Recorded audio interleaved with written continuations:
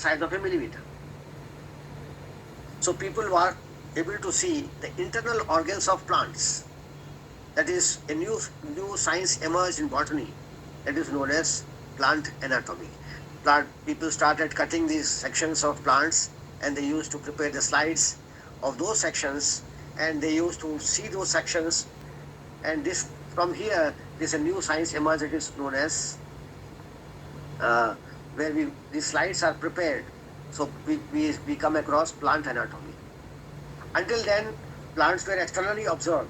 So external observation of plants, or the body of external observation, is known as morphology.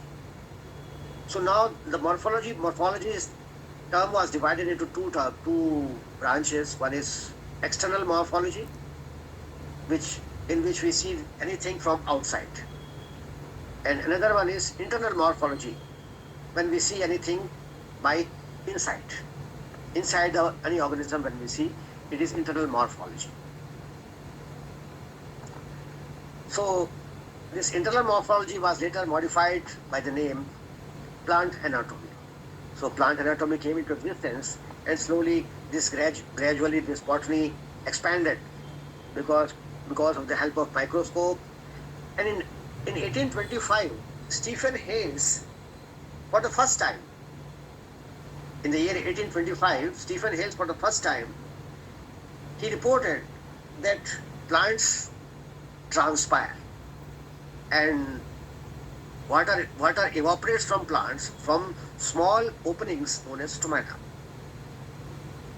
So for the first time, people came to know that plants also emit a water vapor in the form that is known as transpiration.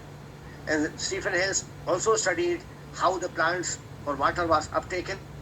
So plant water movement was studied by Stephen Hales and his students. And now a new science emerged in botany that is known as plant physiology. So botany, from simple a science of plants used in medicines, was more descriptive now, where we can use microscopes to microscopy. Then we are used to study internal structures, to anatomy and morphology, and now plant physiology. Later, Matthias Leiden, in 1835, he studied several plants under the microscope, and he came to one conclusion, that every plant has some small compartments similar to Robert Hooke.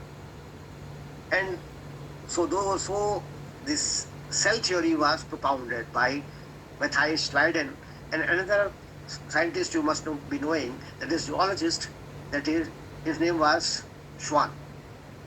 So Leiden and Schwann theory of cell theory was introduced in 1835, and now this botany came into new era. Now we call that a cell theory concept was evolved, and every organism has a basic unit of life, and that basic unit of life was considered as this cell.